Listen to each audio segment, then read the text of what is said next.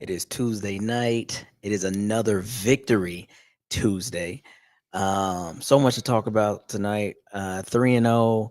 The boys are doing great. The offense looks amazing. The defense is playing pretty awesome. Yeah, man. But there's still things that could be better, I'm sure. And then we have a big game coming up this week. It could be some nerves that comes into all that. So much to talk about. Sammy, start me up. Turn up your volume. Because you're about to listen to The Sick Podcast. And Bill Show. Intercepted! Marlon Jackson! Marlon's got it! We're going to the Super Bowl! We're going to the Super Bowl! Marlon Jackson with the interception! He picked off Tom Brady! The sickest Indianapolis Colts podcast. It's gonna be sick. Yes, sir. It's going to be sick. I think I'll start with this before we even get into.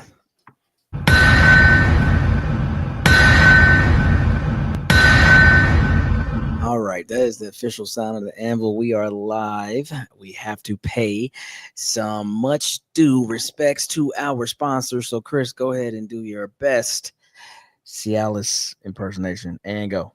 Don't say do it. Don't say do your best. I am the best at this. That's the reason why I read it. But I'm going to get y'all involved. But either way, game on. Week 4 starts now, and every touchdown brings you closer to a payout with DraftKings Sportsbook, an official sports betting partner of the NFL. This isn't just football. It's first down, touchdown, fireworks, anytime touchdown rushes, and live bets that ride every momentum shift. At DraftKings, every play is your next shot to win. New customers, this one's for you. Bet just $5 and get $300 in bonus bets instantly. Plus, grab over $200 off NFL Sunday Ticket from YouTube and YouTube TV. Your season starts now. Download the DraftKings Sportsbook app and use code SICKSPORTS. That's SICKSPORTS. All caps, no spaces.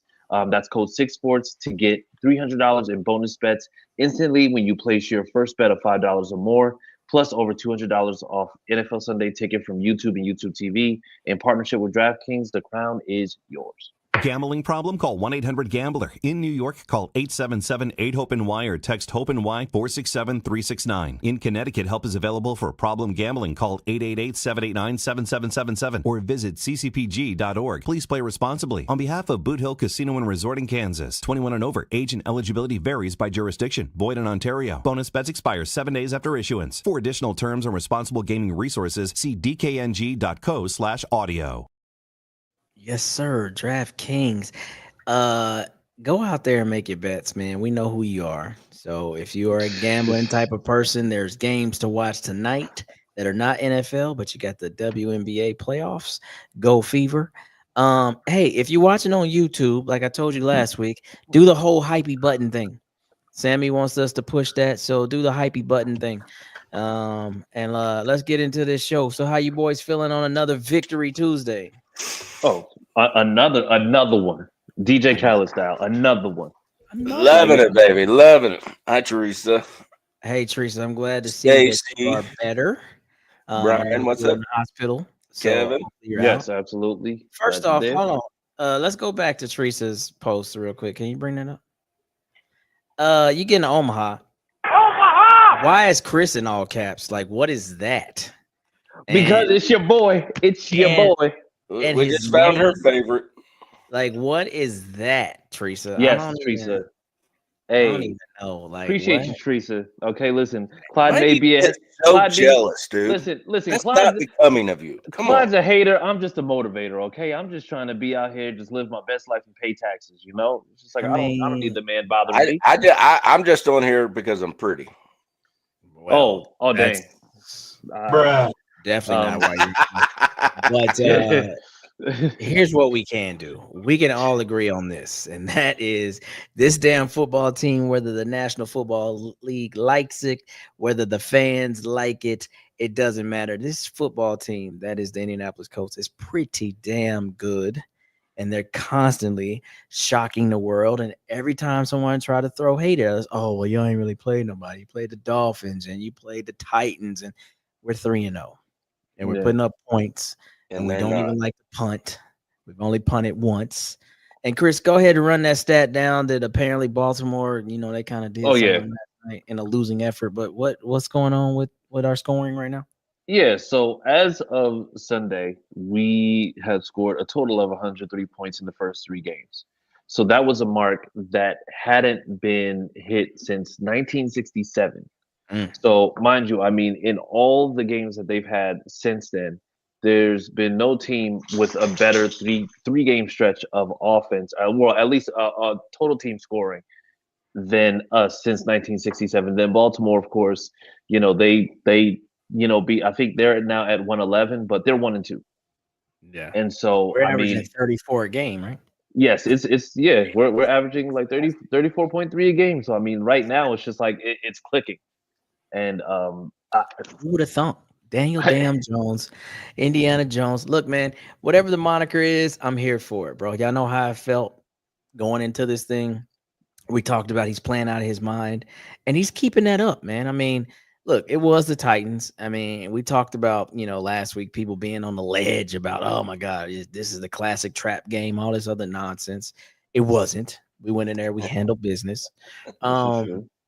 But now people are saying, because they don't want to give Denver the credit since they've dropped the last two, but they're saying that this is our first real test. We're going on the road again, this time to LA, to a formidable Rams squad who, in all actuality, should have beat the Eagles, but that's neither here or there. But that's more so for Thursday's show to really break that down. But let's really talk about what we're doing and what we're doing well.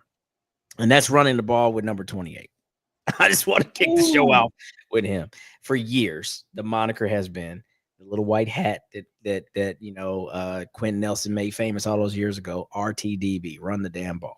Yeah. And by far, they have gotten the message. This line is playing out of their minds. Remember, we had a whole bunch of what ifs on this line, and would they come together?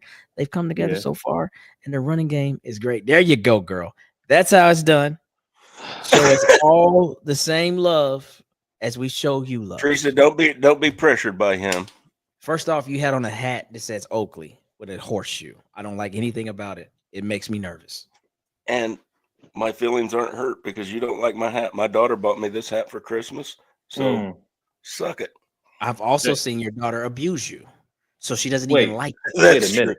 All right, so let's get to this Titans game because these two fogies decided that they were gonna go and just go grumpy old men on me all of a sudden. So yes. So back to JT. What's up, Zach? 17 rushes, 102 yards, and 3 TDs. He only had 17 totes? I thought he had 20 totes. Nope, it was 17. Jeez. I think it was 17. It was 17, and I think he ended up getting like 2 or 3 receptions. I think it was total touches was about 20, but I think it was 17 rushes definitely. Because right now he has 60 totes for 338 and 3 tutties on the ground. So he's leading the league right now across the board. Mm-hmm. But I mean, he's averaging 20 totes a game. But I mean, look, man, like it's like he's gonna keep doing the same thing: chip away, break away. Like that's been what's happened in these last 2 games. Now he didn't have that type of run in the Dolphins game week 1, but week 2 he had it against the Broncos. This week he had it, Broncos, he went for 69, didn't score. This week he went for 46 and he did score. And it's just like, just keep chipping away. And what's really crazy is right now he's leading the league in carries or attempts, if you will, but we're not really overworking him. Yeah, which is the beautiful thing. Like he's getting his yeoman's work without getting the yeoman carries. Like he's not getting the Ricky Williams back in the day 30, 40 carries, Derrick Henry, where they just gonna lean on you 27, 28, 29 totes. He's doing it pretty efficiently. I think he's averaging over five yards a carry again. Like, I mean, that's just kind of like that's what he does. Like, hey man, I think he's right at 5.5. Yeah. Nasty work. Like, I mean, JT is that dude. I don't know what was going on to start the season when everybody's coming in with these crazy names. Oh, a year 2, Bijan Robinson is already better than him. Bucky Irvin. I'm like, what the what? Omaha, everybody. J damn T. But you know what? But you know what the thing? I think the one thing that we can say that was the issue was the fact that for the longest time, and I think I talked about this yesterday, it looked like JT, JT had a tough time with, I'm going to say, having Anthony Richardson passing to him out the backfield, because Anthony Richardson is throwing 100-mile-an-hour fastball, whether you're 5 yards away or 50 yards down the field. Not doing that. What, okay? sir, listen. No. Listen. Pay attention. No, not pay attention. Reel it. I'm not. No. You're not listening. All right. I'm going to need you to. I'm going to need you to take off your talking gears and put on your listening gears. Okay. Okay. So what I'm saying is, Daniel Jones right now is throwing a really, really catchable pass. And I think that's to just about anybody, because even the one pass that he had to Pittman, it was a dart. But the thing is, it was one of those passes where it's not something that's coming at you, extremely fast. Like, AR has a crazy arm, but I think what we're seeing now is that JT's able to kind of catch those passes in the backfield and then do with it what you will. Like, there's no adjustment needed. And I think that's what's contributing to him being able to help in the receiving game and his emergence in the receiving game the way that he's been. But also very underrated that we haven't been talking about, the way that he's helping in pass protection. Because JT is out there chipping edges, he's chipping people, and he's actually buying Daniel Jones extra time in the pocket. Well, so he said that he wanted to be a every down back. And to your point, hey, look, John Elway and Brett Favre threw the ball hard as hell, and you either caught that shit or you got off the team. So you know what? I ain't taking all that catchable ball shit. Pause. What the hell? Anywho, can we talk about the trenches now? Well, wait a minute. Like, there's level. I'm sitting over here, ain't getting the damn thing to say yet. Hey, bring up Huyan. Yeah, bring up Huyan. Guys, I see the vision for this podcast to take to the end level and starts with. Yeah, you know what? I want to. I want to make sure. You know what? I need to go. Like, I need to go ahead and just make this known. I'm not going to be taking slander from somebody who, when a certain Dallas Cowboys player got traded, he was just like, I can't believe Jerry Jones would trade away a generational talent like Micah Parkinson's. That's the guy that you're going to for that comment. He said Micah Parkinson's. So let's go ahead and just knock that out the way right now. Okay. Yes. I'll tell you this, though. This is not the first time we've heard this, Chris. You're cherry red over there. You okay? Hey, listen, let your haters be your biggest motivators. Let's read some of Craig, that asshole's comments. Okay, hey Craig, playing smart football now, moving to change, which is going to turn them big play and give more opportunities for you. Yeah, absolutely. I believe that. And you're seeing that. Go back to Teresa's comment about AD, because there's no time like the present. Are y'all worried about AD? Well, with AP down, AD should have the opportunity to show us this week, like all the things he showed us in training camp. And I feel like those plays are going to be. And the first 2 games, he's been he's been absolutely solid. I've got absolutely no worries about AD. He definitely took this off season. Got the Gator arms gone. He's playing good, smart football. And keep an eye on him. I'm telling you guys right now, that kid is a magician when it comes to separation. Magician. That's a good word for you, Pat. Like it's a big word. I mean, he does lead the league in what's that stat? The separation stat or whatever that is. Yeah, just keep an eye on it. The kid is impressive. He took the offseason, worked out his Gator arms. No, absolutely have zero fear over AD. That pass that he didn't catch in the end zone, but he got a PI called on him. He was fighting 2 defenders on that one. Thanks. And if the one dude wouldn't have grabbed him and, brought him down like that, I think he would have came out with it. I'll tell you what, you don't get stats, that actually show in the book when you get the PI draw. But I'm telling you right now, like we're talking about it in the Denver game, it's either throw the ball up to AP and he's going to catch it, or it's going to be a PI. I think the AD needs to transcend his game to that, because he's going to have people always in chase. He should get that separation. And every time he's not going to absolutely get to catch the ball, but it might be a PI like he drew at that time. So I'm with that. Yeah, if that's the case, then AP is already at 300 yards for the season, because he got the same hold. He got the same hold that wasn't called for PI 2 games in a row. Yeah, and that's something that everybody talks about. To Huyan's point, this guy needs more snaps. That guy needs more snaps, and all of that's true.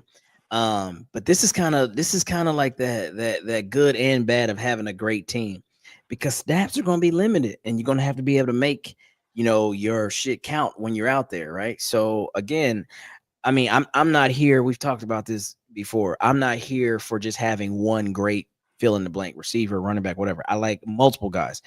Yeah. But when you get your opportunity, you got to show that you belong in the conversation. And so, yeah, he's going to have to start. I mean, early on in his career, he might have games where it's only 3 or 4, targets, and he's got to make those shits count, because that might build. You As definitely got to look at the talent that's on this team. It's a lot, and because of the amount of talent on here, that's going to pull targets from everybody. Yeah, except for JT, because JT in the game plan, it's always set for so many runs per game. Yeah, but outside of that, when you're talking tight ends, receivers, there's a lot of talent on this team. There's not a number one on this team. There's 4 number ones on this team. Okay, well, so you got to keep that in mind. Well, it's you have a lot of different skill sets, so you have a lot of people to prepare for, and I mean now you have a solidified. I'm going to say you have the tight end spot solidified, but I think even more so than that, Tyler Warren is seeking out contact the same way that Quentin Nelson is. Like if it's in the run game, he's not just blocking up field; he's looking to dominate and he's looking to impose his will on whoever's opposite side of him. So I think that's going to be a big thing. But even with JT, it's not just about running with JT anymore, because now JT's catching out the backfield. So I mean, at any given time, even if it's a run, you know that JT is going to get you yards. If it's a pass, now JT is now somebody that you have to factor in, because JT is now going to factor into Pittman being on one side, AP being on the other, Josh Downs being in the slot, Tyler Warren, he's possibly a block and release, or he's just going out for a route automatically. And then on top of that, you have an O-line that is giving Daniel Jones 3 to 5 seconds, depending on how crazy the pass rush is. Pick your poison, bro. Like the way this has come together, and you really just think about it, because again, like you have a ton of great talent, but the only elite players are probably JT and soon to be Tyler Warren. Elite. But with that said, man, like, God, pick your poison, bro. Where are you going to try to stop? Bring that last comment up. I bet you like multiple guys. You know what? I'm sick of Craig. I mean, already we're 3 minutes in the show. You're saying you're sick of Craig. You're doing well, Craig. Keep it going. See what he said? Listen, I'm not even gonna repeat that. You can read that. He said, "When do we talk about extending Daniel Jones?" I mean, in all honesty, I feel like that's a conversation that comes primarily after the season, because I feel like his deal, if he's to get one, this is saying that this extends all the way through. He gets the Sam Bradford deal, or Sam Darnold. I'm sorry, because Sam Darnold has, it's a 3-year 100. I forget how much is guaranteed. 3 years, 100 million, and I think I'm saying Minnesota has so many outs in it, though. You know what I'm saying? Like they got outs, or not Minnesota, Seattle. Seattle has outs to be able to make that work for them if it's working for them, or get out of Dodge if they need to get out of Dodge. And I feel like at 28 years old, like people keep talking about the draft, we got to draft another quarterback. If 28 years old and he's serviceable, like his whole career is still ahead of him, Daniel Jones. And then that's a whole other conversation for the other guy that we're not going to have tonight. What do you do there? But I'm just saying, man, like, no, who to talk it? You know what? I think you know what you do is because the first 4 weeks of the season is always a little bit like, I think people are trying to get their bearings. I think what we're going to see is that depending on how the rest of the season goes, I think even he would kind of wait until the end of that, because if you end up making the playoffs with Daniel Jones, you win division, things happen like that, you have more power than, let's just say, getting to, let's just say, week 15, week 16, just being like, you know what, we've seen a good amount. We've seen a good amount. Let's go ahead and get you locked in, because what Daniel Jones has a possibility to do is, especially in this division where we know the Titans are winless, the Texans are winless, and I mean they're spiraling, And now, like the Jags, it's just like they've shown flashes of being good, and they're 2-1. But now you have the ability to continue to kind of control your own destiny in this division. And if he says, you know what, we're gonna wait until after the regular season, this team ends up being, let's just say, third or fourth seed. You have a home playoff game. He's gonna be like, oh, well, I'm not gonna go. I'm not gonna do that. We'll definitely wait till the end of the season because why would I sign anything now based on what we've done thus far when you can possibly go ahead and short yourself, $7, $8, $10 million potentially. But I also feel like too, like the conversations that need to be had that we're not having, because everybody talks about extending and like what that looks like. Like for all that he's doing, respect game. He's not elite. He's not Pat Mahomes. He's not. You're going to go out there and command $50 million, a season type thing. So I say that to not crap on what he's doing, but he's got to kind of understand like where he is in life too. And I feel like our organization will be really good in doing that, especially if the GM stays. We know Chris Ballard has his bottom line, and then he has that top number, and you're gonna fall in between that somewhere. So I'm not really worried about that, and that's one of those things that his success, talking about Daniel Jones, is going to drive just how far that bag goes. Because I still believe if this is a great season, win the division, maybe win a wild card, lose, that's not a guaranteed resign. It's not. I think it's way too early to even start talking. And honestly, you're rarely right, but you're right here. At least you admit it. You're rarely right, but you're right. And that's an uptick for you. But anyway, week 3, I'm eating crow again. We eat a lot of that. Again, I'm happy to eat it. God, I just need new friends. I'm just telling you right now. These are some dark, thinking dudes right here. Whoa! You laughing along with it? Shut up. Dark thinker coming from Mandy, bruh. Jesus, boy, you. Well, all right, dirty-minded thinking. How's that? Dark. Anyway, go ahead. Anyways. You're turning. I don't even know what the heck I was going with. You sons of guns. Come on, sinus infection. Power through that. Yo, I'm telling you right now, I need new friends. Somebody out there in the internet world, come help me. Oh God. Drake said, "No new friends. You stuck with us, bro." Yeah. But you know what? But I think I'm sorry, Chris. I know where I was at. The eating crow part. What the hell was that? The clown car? The circus is in town? No, that was a noise. That was a noise that we needed in order to go ahead and get you squared away. Because is that my cue for my segment? Yes. That's your cue. That's my wrap it up button. Pennywise in the house. That's the wrap it up button. That's the wrap it up B. I'm eating crow again. I'm happy to do it. Each week I am getting more confidence in Daniel Jones. And if you guys remember, if you go back to the offseason, that was my whole thing. What did he do in New York to give you confidence he can be our guy? And I kept saying absolutely nothing. But each week I'm getting more and more confidence with him. You're freezing like crazy right now. Yeah. Wow. Hey, your internet, you on AOL or what? What you got going on over there? No, should be good. Okay. Maybe in storms or something. I don't know. Indiana's getting hit pretty hard this week. Probably playing with the modem. She's at Chuck E. Cheese right now. Oh, okay. Never mind. Can't even Chuck blame E. Cheese her. on a Tuesday. Look at her living the life. Absolutely. Big facts. Okay, man. Well, look here, bro. Let's just talk about global. What are the negatives that you could find with what's going on? Because the fan base using SBC Global Internet. That's a negative. That's crazy. SBC Global is crazy. But the fan base finds a way to find something to talk about. And again, I feel like it's just been a long time since we've won, so it can be difficult to deal with the winning. But from this game, are there glaring holes? And I think we should start with this. let's talk about injuries, because injuries yet again. You know what I mean? We got a concussion with AP. We got, Kenny Moe in a boot. Hopefully it's not serious. They saying it's not going to be IR related, but he's definitely going to miss a few weeks. So we bring in Mike Hilton.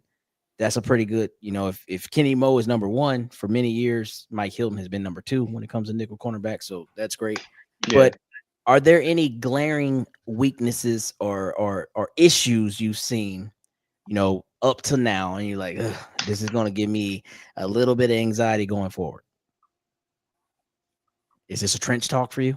No, this is glaring hole that I didn't know that it existed because I was putting it on the DBs because Cam Ward moved the ball on us. The kid's got an arm. He's pretty smart, pretty accurate.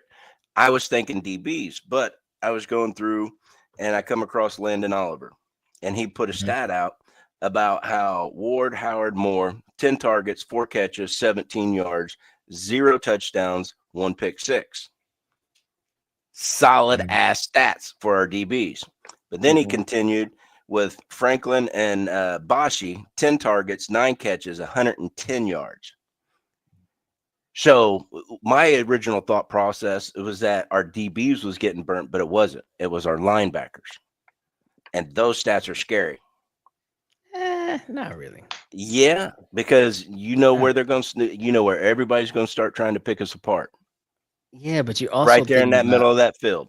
Okay, true. But you're also looking at, a small sample size. And at the same token, if you're trying to generate pressure and pressure hasn't been getting home with your front four, these guys are always kind of like out of position. So it's a lot of times where they're showing blitz and they're backing out and they're chasing and they're running and all that other stuff. Like, I'm not making an excuse for them, but that's not something I'm worried about. Like, in my opinion, I gotta dispel this myth though, because I think like Latu's been getting a lot of heat, and for me, just like looking, and I think Landon Oliver again posted the stat. I think right now in the league currently, Latu is like number 4 in pass rush win rate at 25.4%. So Latu is he's getting there, he's getting pressures. He's just not necessarily getting home as often as we would like. He's number one in PFF too for pass. Yeah, like I think he's like 92.1. And mind you, that's leading the league since week 1.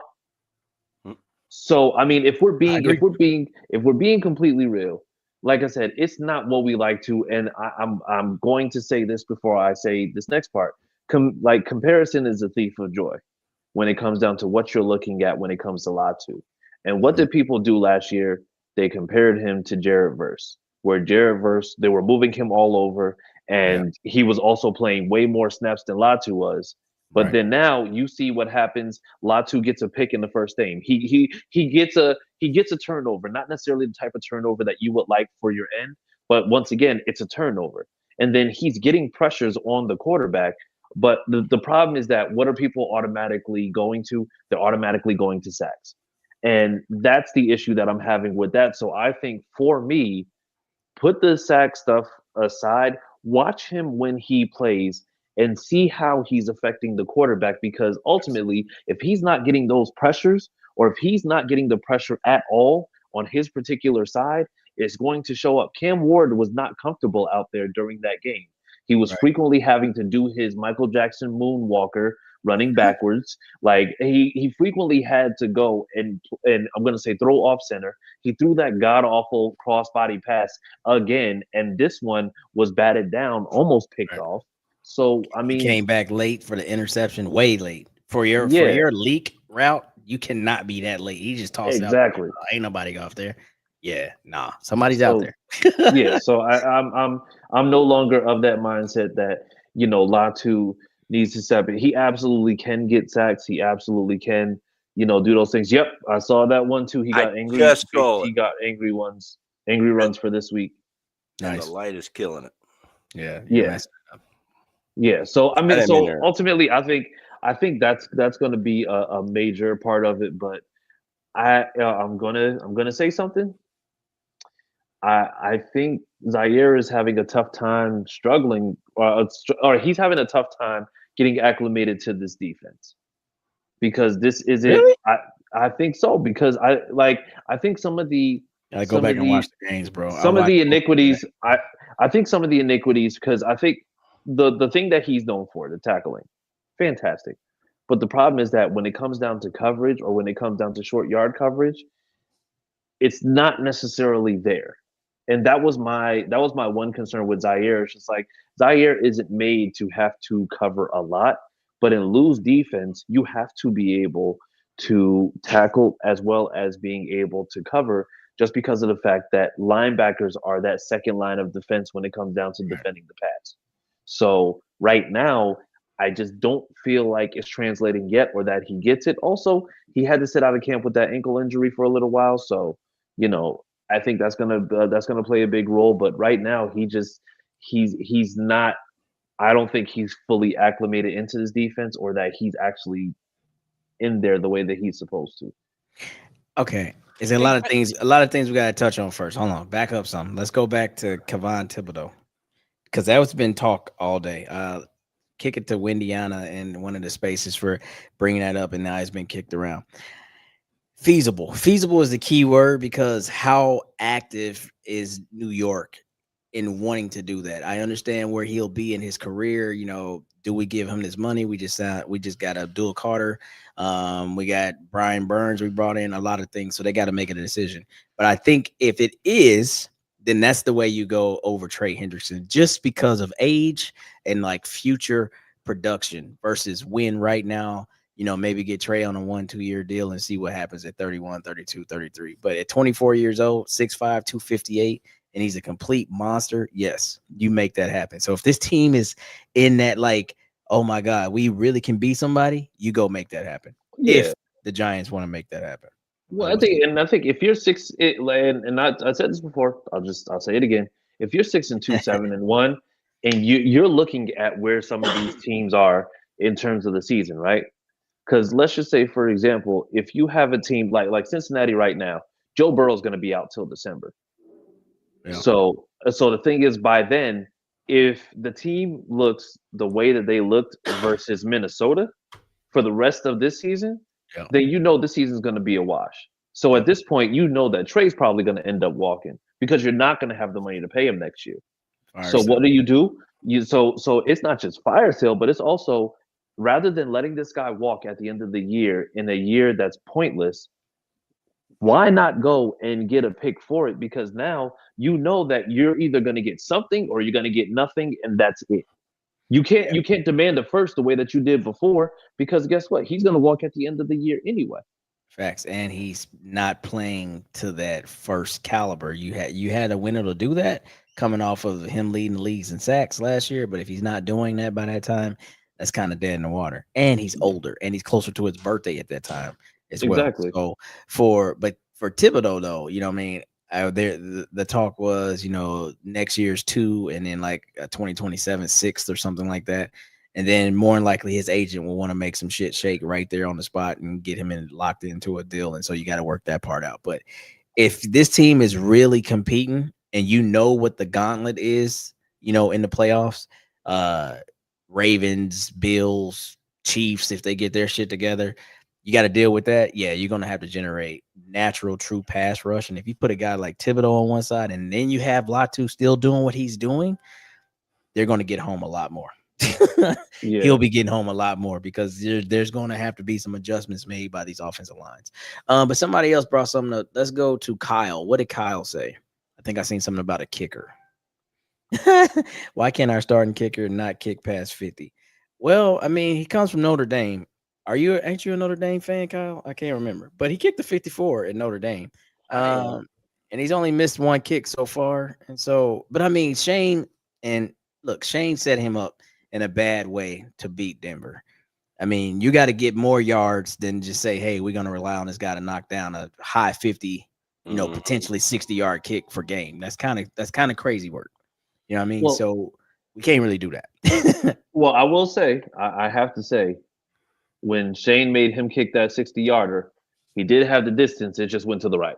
So he's able to kick it. But don't put your man's in a position to have to kick a 60-yarder anymore. I Because want to go back to your lot two comments real quick. If you go back and rewatch that game, just watch lot two and watch how many times that man was held. What's up, Tyler? oh yeah, I mean, they hold the living fire out of that kid Facts. yeah, all Yeah. game long, So, we did one trench stat. We had, I think, 4 sacks. 4. Yep. yeah. We have 4 sacks. Yep. They had 0. Mm-hmm. He is. Bro. That's winning the trenches right there. Daniel Jones had time in the pocket. Mm-hmm. Cam was pushed. I don't know the stat on his rate of getting knocked out of the pocket, but it was a lot. Yeah. I mean, almost every throw he had to make was outside the pocket because he was getting pressured. Yeah. So a lot of times you can't say this or that because the other tangibles that go in, like the holdings, and things of that nature. So, but just keep an eye on that kid. He is an absolute beast. Yeah, I mean, I feel like the media has to come around slowly because they had us put way at the back of the pack. Like guys like Nick Wright talking about, oh, these guys might win 3 games, and there was other all kind of crazy predictions out there. The only person that's really been on our side is Rich Eisen when it comes to like national media. So with that said, like I don't think we're gonna get the respect that we do. I heard today that Stephen A had moved. Stephen A had us at 5. Yeah. You know what I mean? Mhm. And that's crazy coming from him, because he's just so outlandish at times. But I'm saying, like, it's still early, like a lot of people have said, right? But I don't necessarily. I'm not saying Super Bowl or bust with this team, but I'm saying like we have to learn how to win. So my initial point was when I was asking, do we see any glaring weaknesses or anything that make you afraid? It's not to say that we need to be complacent and think that this team is just perfect. That we're still making adjustments, but I'm saying like to be 3-0 and to be dominating like we're dominating, honestly, on both sides of the ball. Like, let's just not nitpick everything we see. Like, football is a hard game to play, and there's going to be things that don't always go your way, but we're finding out how to win now. You know what I mean? Like, these are the games that we like. The Denver game is a game that we always lose in the past. We just always find a way to lose those games. We're finding a way to win. We're finding a way to like what we talked about, Chris, when it was just me and you on the show a couple weeks ago, like coming out and like finally putting games to bed. Like that Tennessee game was over early. You know what I'm saying? That Dolphins game, we were stepping on their throat early. Like that's the team that we haven't seen in so long that we've forgotten what it looks like. And I'm just happy that it's back. So as a fan base, let's just keep it going. Let's keep the energy moving. But man, my God, people still want to throw away Zaire. People still want to throw away Chris Ballard. People still want to throw away Anthony Richardson. Right now, this is one complete squad. And the way it's built right now, I'm okay with it. When changes happen, because they got to happen, then they'll happen. But let's just not start throwing people off the bus just because. That's crazy to me. Yeah, I think, I think that also comes from a place of this offseason not being like any offseason that we've seen in the last few seasons, right? Because what we've seen this offseason is the fact that there were positions of need that were filled starting from free agency. And it wasn't just like a here, do damn type of thing. It's like we need to get this guy. Like we went out and got Cam Bynum. You go out and got Ward. Why? Because you know that you have a void at safety and you know that you have a void at cornerback 1. But then what you do is you then draft accordingly. And now when you have these injuries, which we've never seen before, when you have these injuries in the cornerback room, you're not just going out and signing practice squad guys and saying, here, this should be enough. You're signing guys who have a proven track record. And the thing is, whether they're doing well or not, you know that you're bringing in veteran experience. Like signing Mike Hilton was probably, since we know Kenny's going to be out, it was the most logical step because of the fact that Mike Hilton is as close to Kenny as you can possibly be. So you know that he plays it well. He knows it. He knows the defense. There's no learning curve. All the things. Yeah. And I think, and this is something that we haven't seen for years because, as I just said, we normally would have signed 3 to 4 practice squad guys, or what we would have done was we would have just gone ahead and say, hey, Chris Lamons, you're going to play, CV2, Even though we know that if we tell Chris Lamont he's going to play CB2, he's going to go to one of his teammates and be like, I don't know why they're putting me in that CB2. Facts.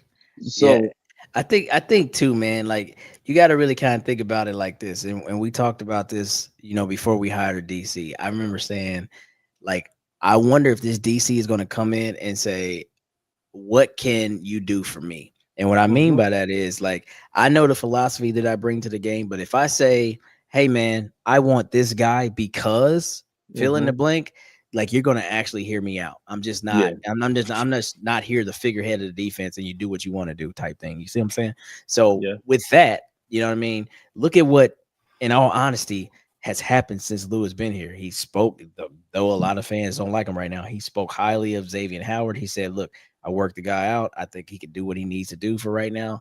I like this guy. We signed Mike Hilton right away. We worked him out a couple weeks ago, but we end up signing him right when Kenny goes down. Like, Lou is constantly making adjustments. Like, if you want to keep the same type of freaking play out there, we're not going to go deep into the bin, if you will. Pull up, you know what I mean? A dude has been cut 4 or 5 times and had a couple great moments in preseason. Like, nah, bro, like, I need proven players. And that's something that we have not seen, to your point, Chris, but I also think that it shows that there's a new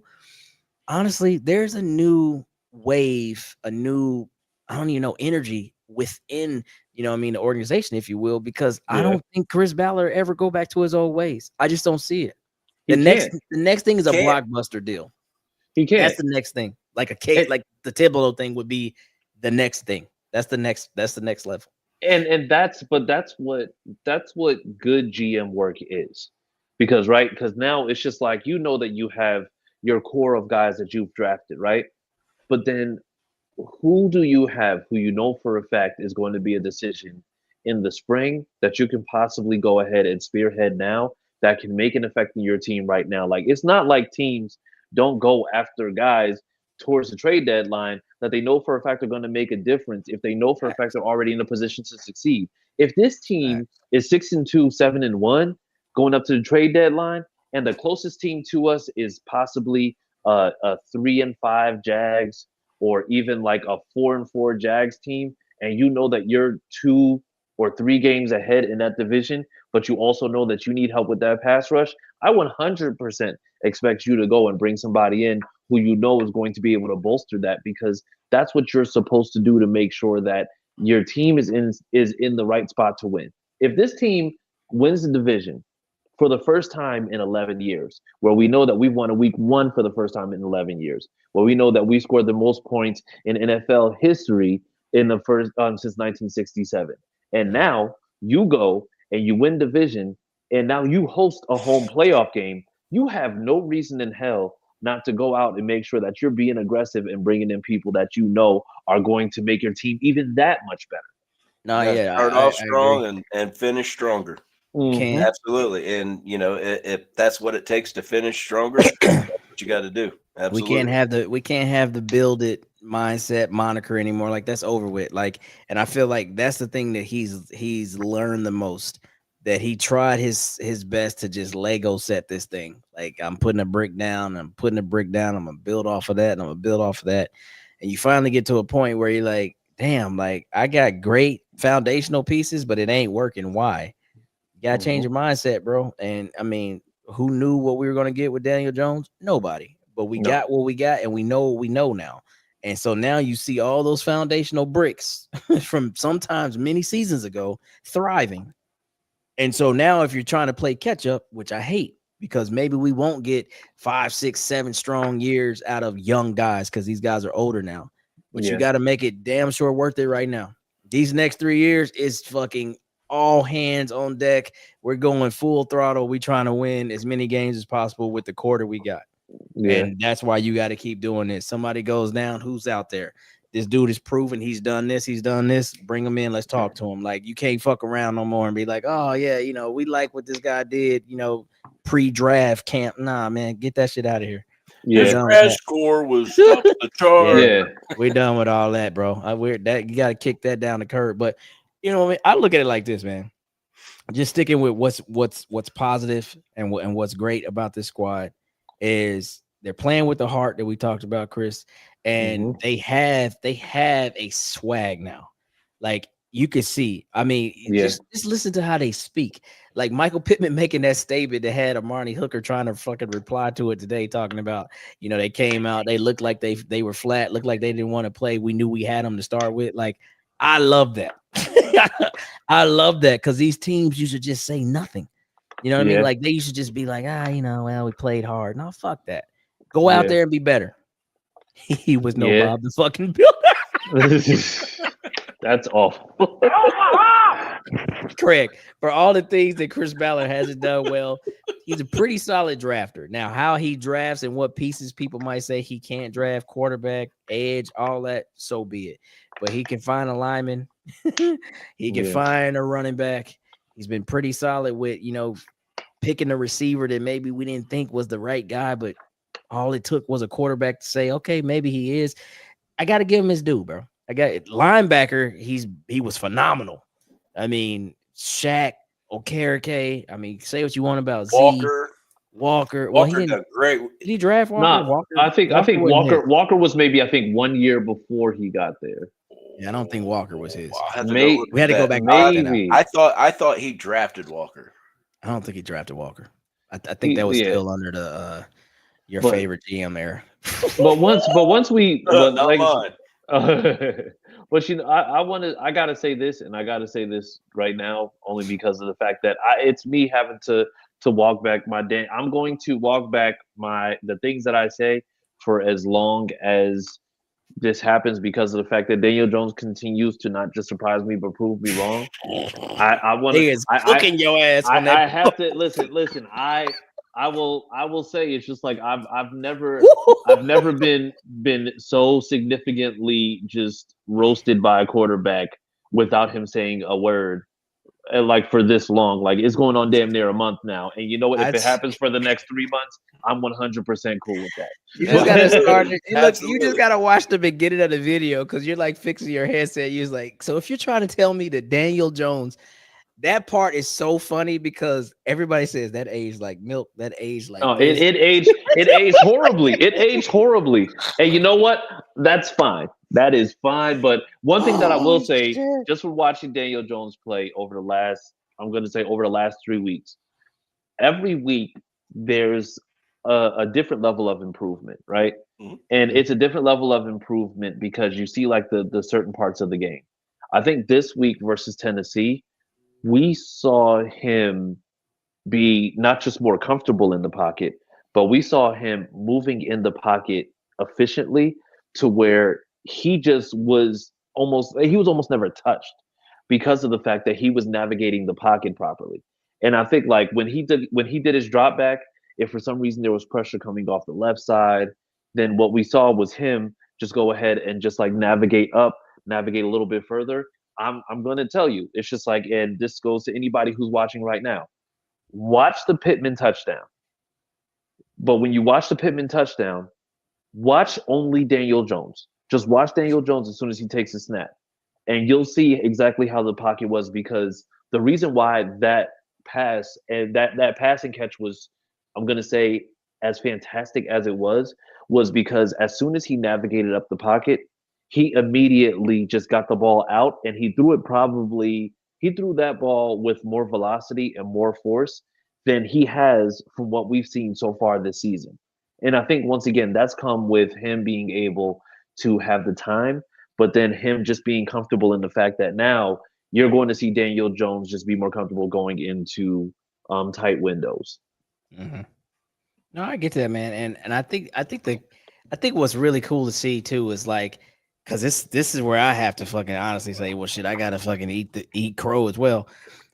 Like he has shown, and maybe it's just because he had like zero confidence in his fucking lines in New York, but he has not given me the fucking big, these eyes, the big eyes, look. Yeah, he hasn't like been like, oh shit, like, oh man. And there's people around my feet. Like, I don't know what to do here. Throw the ball in the sky like a celly. Like, he's actually been calm. Like, when you look at the way he has escaped, when he picked up some yards this weekend, like, man, he kind of like, faded to one side, faded to the other side, found the crease, went up there, got his 10, 12 yards. Like, that Daniel Jones, I thought, did not exist.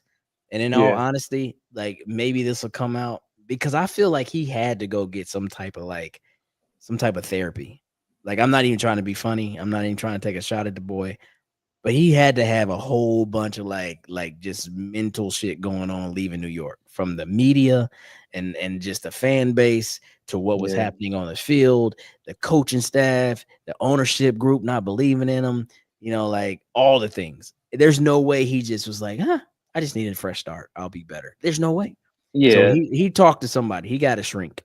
Yeah, but I'm okay with that. Mental health matter.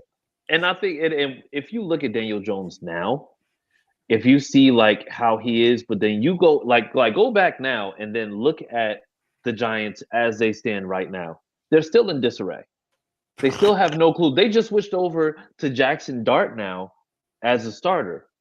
Even though I don't think Russell Wilson necessarily played bad by any stretch of the imagination, but I think when you see these things in terms of just like the personnel changes, switching to different quarterbacks, to me, and I know because we went through it last season, I think that's more of a coaching staff trying to keep their jobs thing, as opposed to it being just on, the actual quarterback itself. Because like I said, Russell Wilson did everything that he could last season or last game just for, the Giants defense to go ahead and just, give up the butt and basically go to overtime.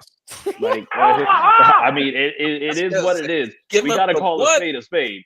Give up the butt. That's but I'm saying, like, but okay. So look, you talking prison talk right now. Listen. Did they not? Did they not? I just need to know. Like, did they not? Oh, they did. We just don't talk about it. Well, I mean, we need to. Only thing that we don't talk about around here is Bruno, and that's for Disney purpose. But you gotta go back to, wasn't it the Neighbors comment when Neighbors was like, "Look, we don't have a quarterback problem." Yeah, it's not the quarterback. It's not. And then they said, "What is it then?" He's just like, "I don't know. You got to ask somebody else." Exactly. So I mean, hey man, like, I feel like, look, we know, and Chris Ballard has said this ad nauseum, the NFL has not been kind to these young quarterbacks. They chew them up, spin them out. They don't work out. They ready to write them off. And we finally hit, where it's like, okay, we do have a retread quarterback, if you will, but this isn't like what we're used to. So it's about time that luck fell in our favor. You know what I'm saying? And that is kind of the approach that I feel like, he has taken now with Anthony Richardson. And though people think they just ready to write him off and say he's gone for this, he's not going any fucking where, in my opinion. Now, coaxing him to stay beyond, his rookie contract, if he's not the starting guy, that's a different conversation. But to ship him off this year, just to say, let's see what we can get for him, absolutely not. No offense to you guys that are Notre Dame fans, but Riley Leonard ain't ready to be number 2. I'm gonna just leave that right there. Riley Leonard, if this ends up being good, Riley Leonard is going to be Jim Sorgi before he's in. Wow, not Jim, not JS. Daniel Jones, we're not listening to you. Yeah, you might. Quarterbacks. Hey, but I tell you what, if you go back to Hulam's comment about DJ having to walk back for years, he's not the only one. He is absolutely not the only one. So I won't hold that against anybody that, felt the same way we did. People were adamant. It wasn't that we were saying that he was a terrible quarterback and he couldn't do this and he couldn't do that. Oh, yes, we were, Pat. Don't do that. No, we were. I was saying we were. Look at you trying to save face. Shit. Gave me no confidence. Yes, we were. You have said things that we can't say on the podcast. As a matter of fact, Patrick, don't you make me call you. You can't say it here with family.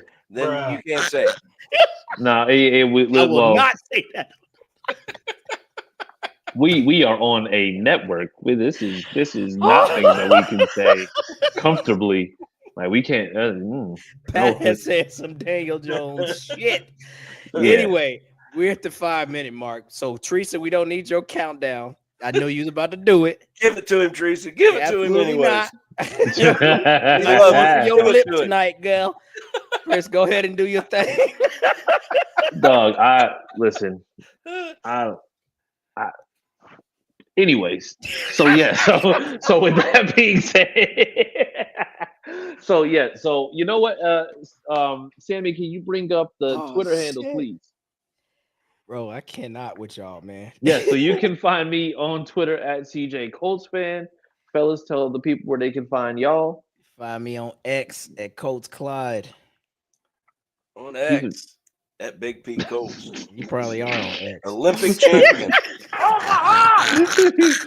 Said on X. On X. And by the way, I'm also on Twitter. Can